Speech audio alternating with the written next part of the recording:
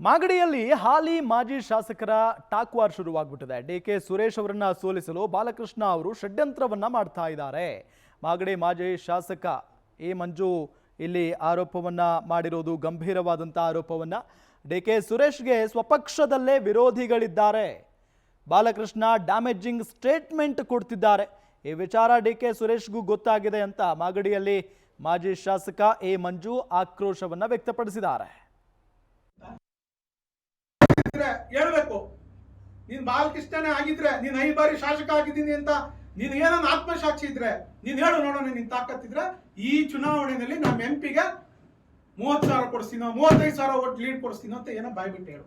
ನಿನ್ ತಾಕತ್ತಿದ್ರೆ ಹೇಳು, ಕೊಡಿಸು ನೋಡೋಣ ನಿನ್ ತಾಕತ್ತಿದ್ರೆ. ಈ ಟೋಟಲ್ ಆಗಿ ಆತನ ಆಸೆ ಏನು, ಡಿ ಕೆ ಸುರೇಶ್ ಸೋಲಿಸ್ಬೇಕು ಅಂತ. ಪಾಪನಾಗ ಹೇಳ್ಬಿಡ್ಲಿ ನಾನು ಸೋಲಿಸ್ಬೇಕು ಅಂತಿದ್ದೀನಿ ಅಂತ. ಪಾಪ ಅವ್ರಿಗೂ ಗೊತ್ತಾಗದೆ. ಇವೆಲ್ಲ ಸ್ಟೇಟ್ಮೆಂಟ್ ನೋಡ್ಬಿಟ್ಟು ಯಾಕೆ ನಮ್ ತೆಗಿಯಕ್ಕೆ ಮಾಡ್ತಾವನೆ ಅಂತ ಗೊತ್ತಾಗ್ಬಿಟ್ಟೆ.